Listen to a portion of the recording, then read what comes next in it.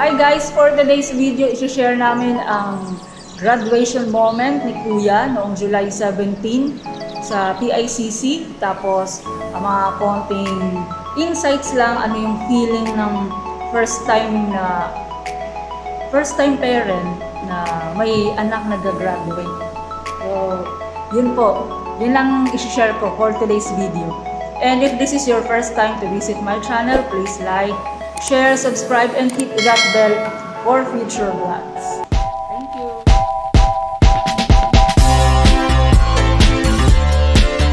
Ng Diyos, nakatapos ng kolehiyo yung aming panganay.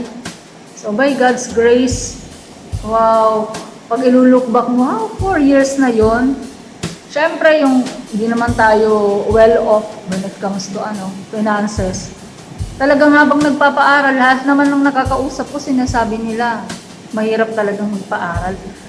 Kaya pagka natatapos talaga yung 8 semesters, para-parehong graduation graduation ng estudyante, tapos graduation din ng parents. Kaya, yun, sinicelebrate talaga. Then, this is not to brag. Laging may ganun, di ba? So, our son graduated cum laude. Tapos, iba din yung feeling. Iba yung feeling ng nag-graduate. Iba yon. Tapos, nag-graduate. Tapos, cum laude. Iba din yon. Kaya, panganay kasi namin to. Kaya yung feeling talaga, yun lang namin na-experience. Relief. Grateful ka na, wow, kinaya namin. Though talaga namang may mga loan, utang dito, utang doon, something like this and that. Tapos pagbayaran na ng tuition na parang, hala, bukas na yung deadline, wala pa rin. Siyempre, magdadasal-dasal ka na, Lord, pababayaan na lang ba natin talaga na maging ganyan?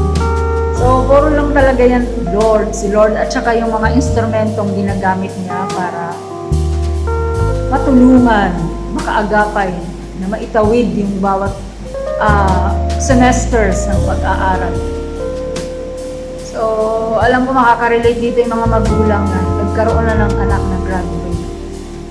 So, yun, ang saya ng feeling. Kaya dapat sineselebrate talaga. Yung sa mga magulang na medyo nagpapabaya sa mga anak, hindi ko alam mga circumstances naman nila, bakit nagkakaganon. Pero talaga, sikapin natin kasi yun lang yung pinaka-the best na maipapamana natin sa kanila.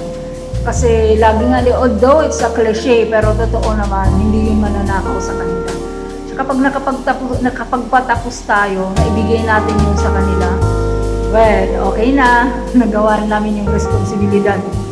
Para sa iyong kinabukasan, pero ikaw na yung bahalang magtuloy, the rest, di ba?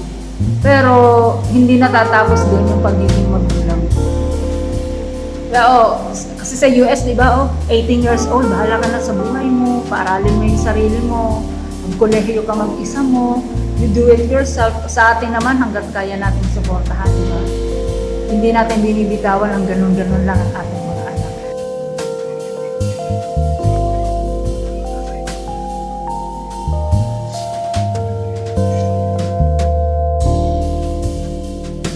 Kakairin na naman yung mukha mo.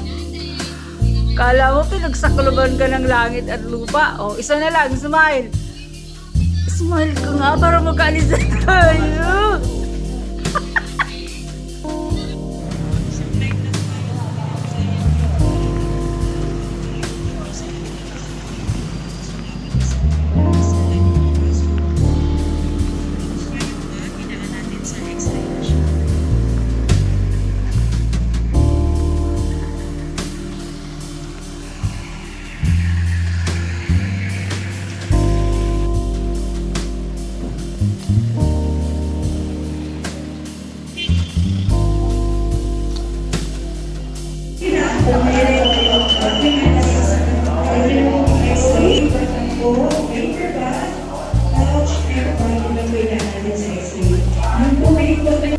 Data lang.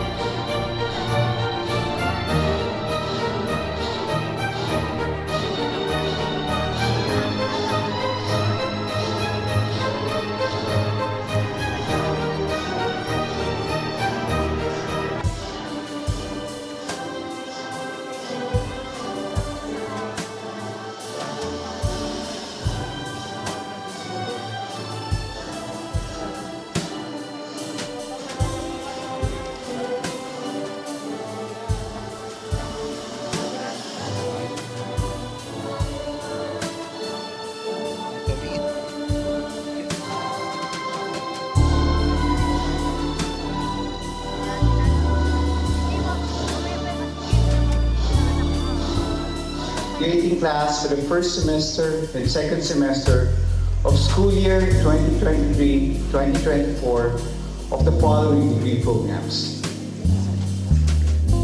Bachelor of Science in Biology, Bachelor of Science in Psychology, Bachelor of Elementary Education, Bachelor of Secondary Education major in English, Bachelor of Early Childhood Education, Bachelor of Elementary Education major in Preschool Education, Bachelor of Special Needs Education with specialization in Early Childhood Education, Bachelor of Secondary Education major in Filipino, Bachelor of Science in Marine Engineering, Bachelor of Science in Marine Transportation.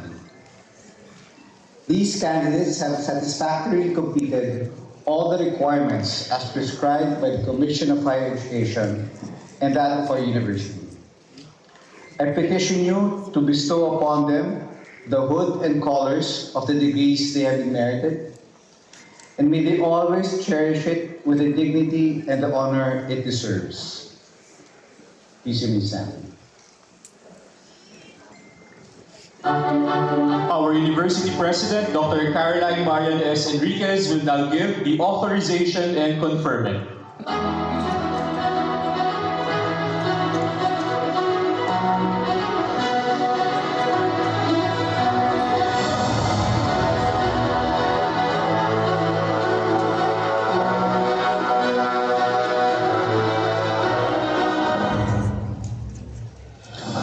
Conferment of degrees. By virtue of the authority vested in me by the Academic Council and the Board of Trustees of the Our Lady of Fatima University, I hereby confer upon you the colors symbolic of the degree and programs you have been merited, together with all the rights and privileges as well as obligations thereto pertaining.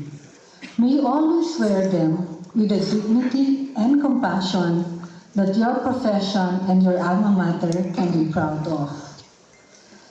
Graduates, you may now move your tassel. Congratulations, graduates.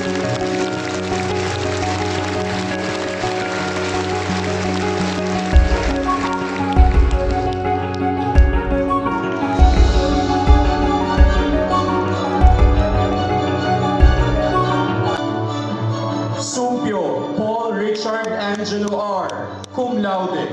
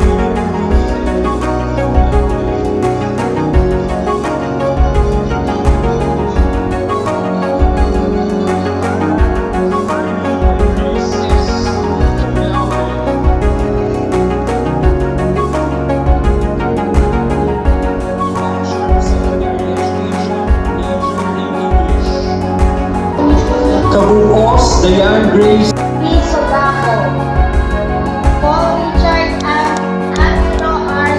Supio, cum laude. Giselle B. Villamor, Angelo R. Enriquez, Alexander B. Quinto, Evelyn Julian R. Sarceno, and Sophia Claire B.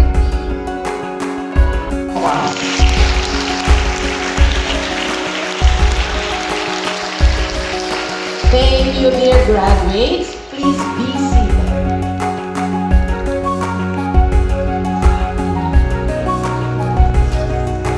And that's it for for today's video, guys. I'll see you again next time. Thank you very much for staying connected